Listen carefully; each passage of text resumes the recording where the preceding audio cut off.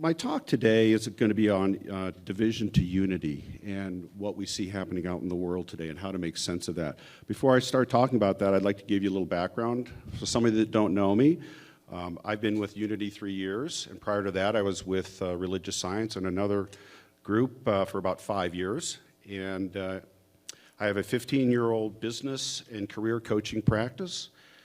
And one of the things that I do that I'll be bringing up in part of the talk today is that I'm a certified behavioral analyst, and I specialize in using psychological performance assessments. And prior to that, I was a former director at a Fortune 500 company. So that's kind of my business background. When Reverend Donna asked me to speak to you, it was probably 6 or 8 months ago, and I thought of some pretty good topics back then, but with all the changes that have happened, I've decided that it's time that the world's a little different today, and it's time for a different message. So I've given a great deal of thought and reflection to that message, and that's division to unity. So what I want to talk about is how to make sense of these times of change, and how do we handle our feelings of polarization? And are there natural cycles of change at play that are affecting human evolution right now? And is there an opportunity to manage this transition and make new choices? And lastly, can we choose to unite together in spirit to create a better world? So I want to preface this talk with present circumstances. I think we'll all agree that we're living in a challenging time, and outward appearances point to a time of division, anger, frustration, and concern about the future of our country and the world. Some people are optimistic that we're going to work through these differences, and others aren't quite as hopeful. Daily we encounter messages from the media that present polarizing views in politics, healthcare, immigration, economy, women's rights, and on and on. And there is so much judgment leveled towards the other side in the form of labeling and negative criticism. But my talk today is not to raise further issues about the outer world, especially emotional ones, but instead to offer another perspective on the human dynamic and world change. So let's examine another path that may show you that what's occurring may be a natural evolution of events that we have the option to respond to in healthy, spiritually conscious ways. And is it possible that we are riding the wave of a new cycle on Earth? Is there already a spiritual solution in play at the moment? Well, let's start with change, because that's where it's all beginning. One thing we can all agree on is that it feels like great changes are upon us, and they're always occurring, even though we may not be aware of it. It's happening both inside of us, as in our physical bodies with our own cellular expansion and contraction, and it's out there in the outer world. And as a behavioral analyst, my research shows that most of the population is quite adverse to change, especially when it happens to them and not by them. You might recall Reverend Donna alluded to these in her past Soul Purpose series, It's All About Me. So today we are experiencing a sea of changes in our country and the world, and it doesn't look like it's going to end anytime soon. The trouble. Well, many people are attached to their own point of view on how life is and should be. Don Miguel Ruiz, a Toltec Nagual and author of The Four Agreements, might say that we are so attached to our own story that we can never truly understand any others due to our own fixation with our personal dream of life. Our beliefs keep us in fixed patterns that live within our own personal dream as attitudes, opinions, and judgments.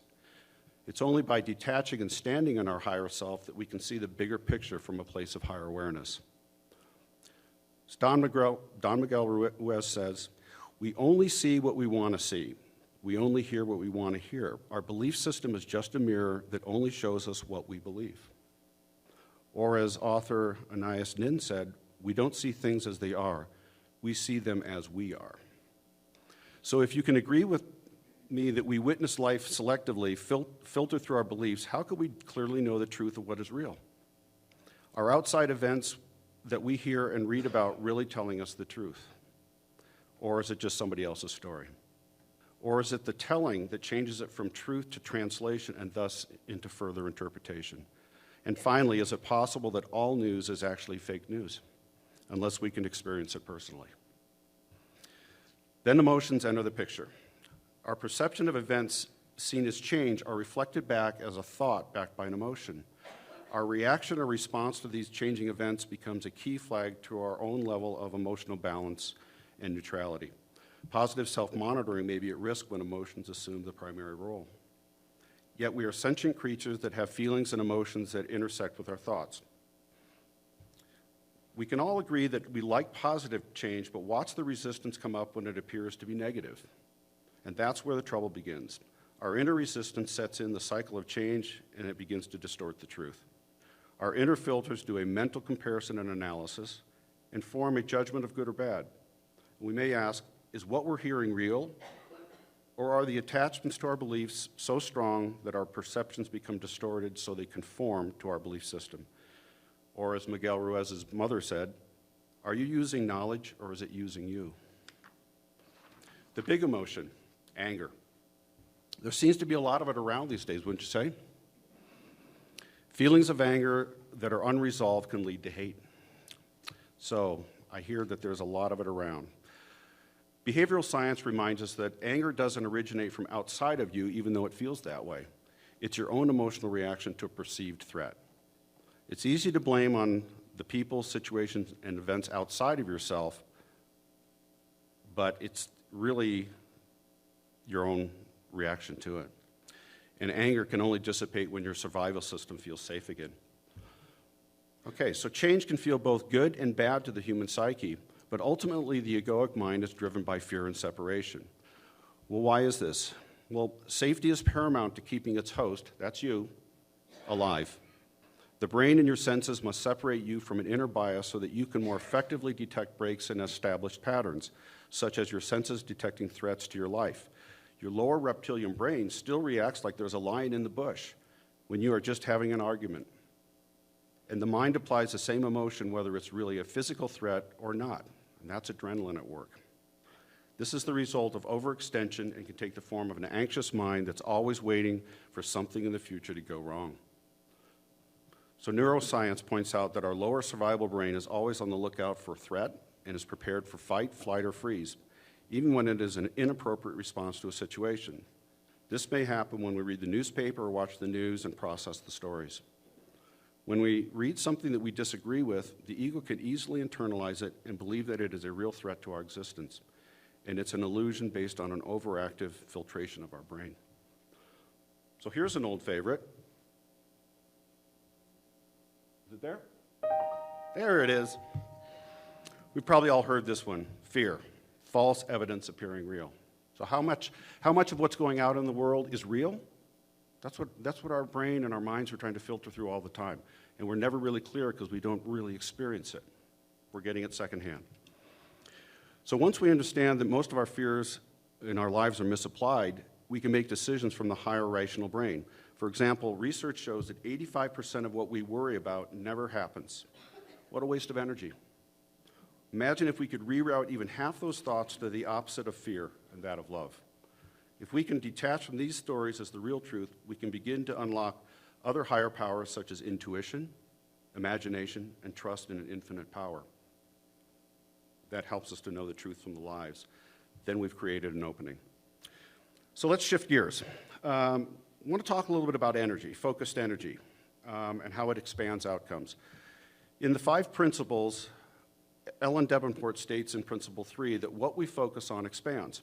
Conversely, focusing on what we dislike empowers it. So in Chapter 5, she uses an election as an example of how the candidate that harvests the most energy, positive or negative, thoughts and emotions, will ultimately win the election.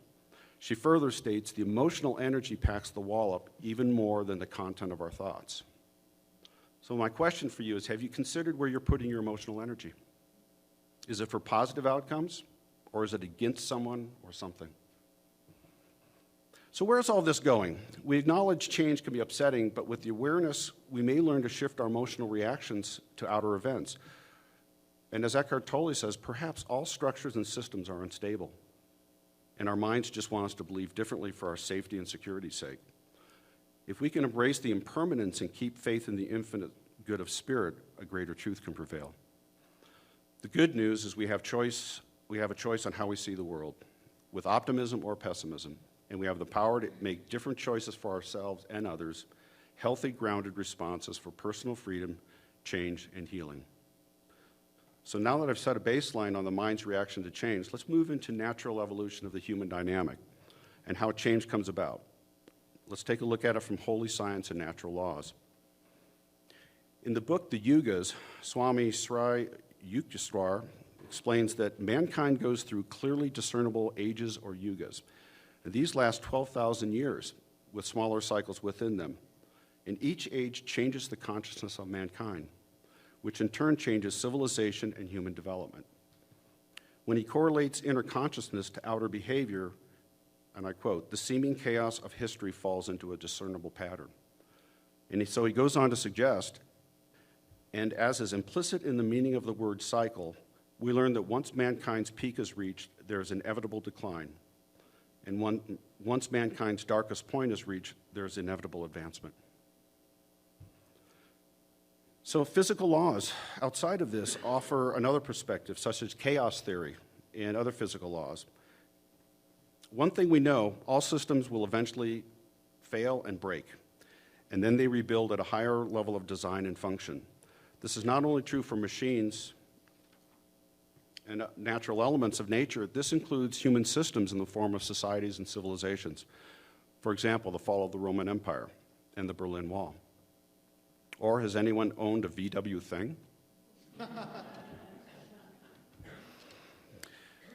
Chaos theory. It describes the dynamic system change caused by an apparent, and I underline that word, apparent, random phenomena that have an underlying order, or the butterfly effect. You might remember that Reverend Donna talked about that last time. So is it possible that our thoughts are really behind these changes as a reflection of our total human consciousness? Or in other words, can individualized thoughts and prayer change events in a concerted way out in the world? The peace prayer experiments of 1972 showed how crime was reduced significantly by prayer circles around the world. Imagine if we could hold this energy right now and make a visible difference in our world. Is it possible that systemic change is upon us? Can the collective feeling of resistance of our planet be attributed to a systemic change that is an aspect of physical laws and universal principles? For example, you may have heard of the Schumann frequencies, or also known as the heartbeat of the planet. A few years ago, it was pulsating at 7.8 hertz. For you that aren't so technical, that means cycles per second. It's a rhythmic rate. A recent reading had it at 16.5, so that's more than double what it was in the past. Some aspects of the Earth may be speeding up. Some people believe that this frequency shift may be resonating at a higher harmonic to repair our planetary DNA. Whether we believe these laws or conditions are effect or not, we will always try to make sense of these changes and find the truth above the opinions and illusions. How are we going to transcend this apparent chaos and make peace with the process of change? Well, even if the effects are coming from external factors, they may be the cause of chaotic feelings and sensations. We're still going to make transitions. So I want to talk a little bit about transitions. In the book Transitions by psychologist William Bridges, he writes about the process of change that applies to people going through all forms of change. And he notes that transitions have three parts. The first is endings. Something always ends, and it either ends to you or by you. And that has a big difference to how you feel about it, but it doesn't change the process you go through. Typically, it's marked by the 4 Ds: disengagement, disidentification, disenchantment, and disorientation. So we've all been there probably sometime in our life where something's ended. And the key to moving on is letting go and surrender with an awareness of that feeling. However, we're not out of it yet. We go to the second part, the neutral zone. This is a time that's unknown. It's a time of uncertainty and growth. And it's also a time you can get a lot of spiritual revelations about your life and what's been going on. Not always comfortable, but always something to learn. And it allows us to release limitations and parts that no longer serve you so that you don't need to take into the next phase in your life. And Greg Braden, in Secrets of the Lost Mode of Prayer, said, "There's a power that lives in the space between that subtle instant when something ends and what follows next hasn't yet begun." And lastly, once we're through with the neutral zone and we get out of the cave, we start a new beginning. It's a clean start without the baggage. Okay, so now that we understand transitions, the next step is knowing that you've got a freedom to make some new choices. And in the book Smoke Signals by the Universe, or from the Universe, Mike and I wrote about the 4 choices you have in any situation. The first one, You can change the situation. That means take deliberate action, negotiate a new outcome, and negotiate a new outcome without necessarily making the other one wrong. So there's a radical side to this. As John Locke, our 17th century English philosopher, wrote, "I have always thought the actions of men the best interpreters of their thoughts." He further went on to say in another quote, "Revolt is the right of the people." Or in a more subtle way, using affirmative prayer to change that quantum field of great intelligence. We know that the field responds to human emotion and feeling. What you do and feel inside changes the energy about the situation, and thus creates ripples in the collective consciousness. So one action you could take would be consciously pray for healing for the entire world. Your second option in choice is change your perception of the situation. Change your thinking. Am I stuck in old belief patterns that no longer fit this world? Can I detach myself from a fixed position and observe the truth using higher consciousness? Is there more room for empathy and compassion? And can I hold a space for healing? And is it possible that what you think, do, and say goes into that collective metaphysical database to contribute to the evolutionary plan for this planet? Okay, that's the second. The third, you can choose to leave the situation. So if you don't like what's going on in your life or something, you can move to Canada.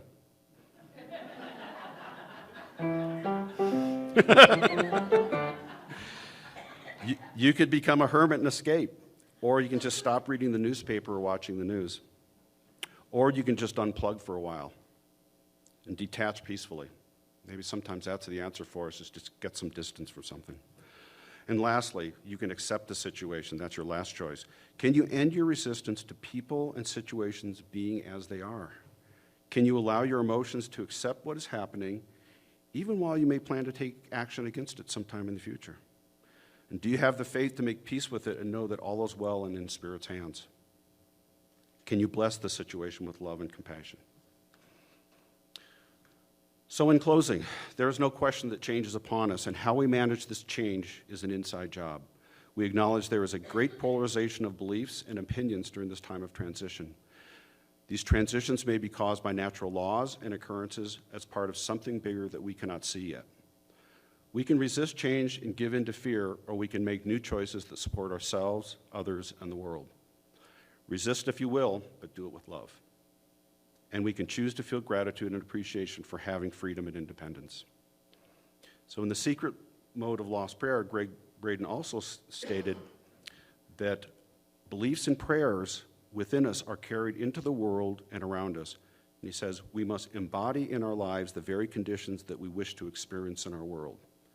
So can we be the grounding presence to those around us during this time of crisis and unrest?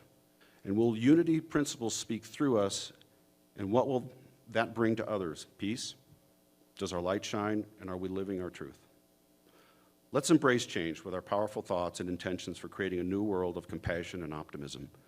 We can press our thoughts and feelings into the matrix of all matter, that unity field of intelligence, and be the centering energy for others. Take this force out into the world every day with positive prayer and action. Let Spirit run the show while we turn up the music. Amen.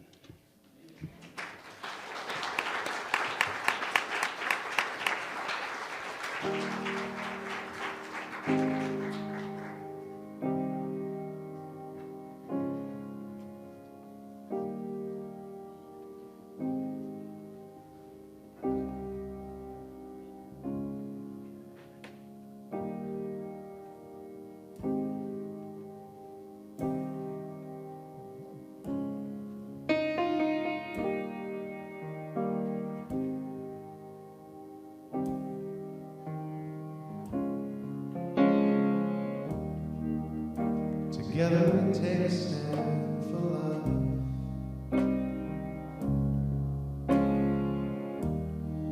Together we make a change for good.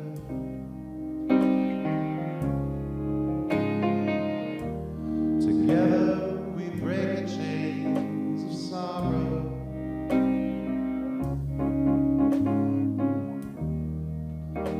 Together we live the truth.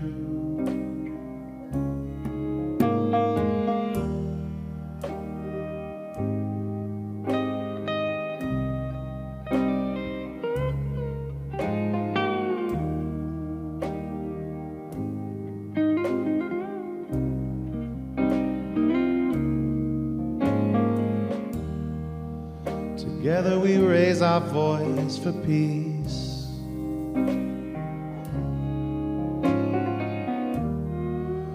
Together we sing and jump for joy.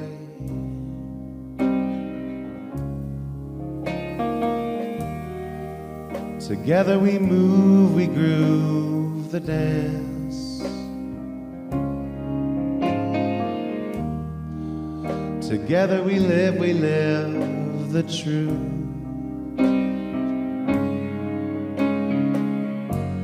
'Cause I am me and you are you.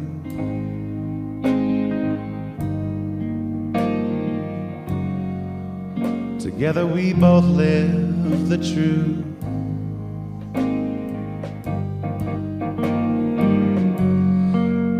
In every single thing we do.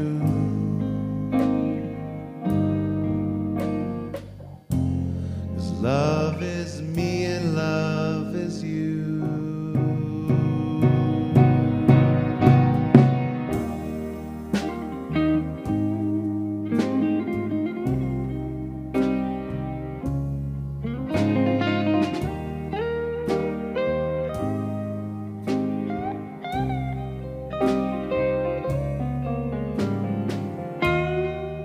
Together we walk or talk with spirit.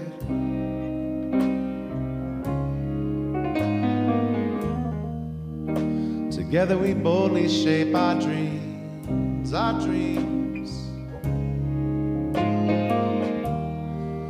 Together we share a life of freedom.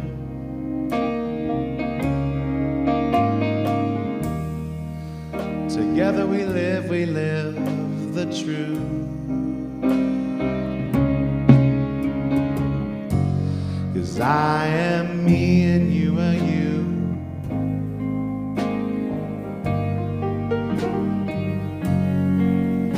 Together we both live the truth, the truth.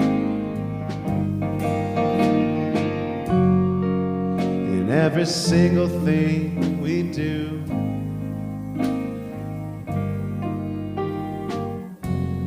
Love is me and love is you.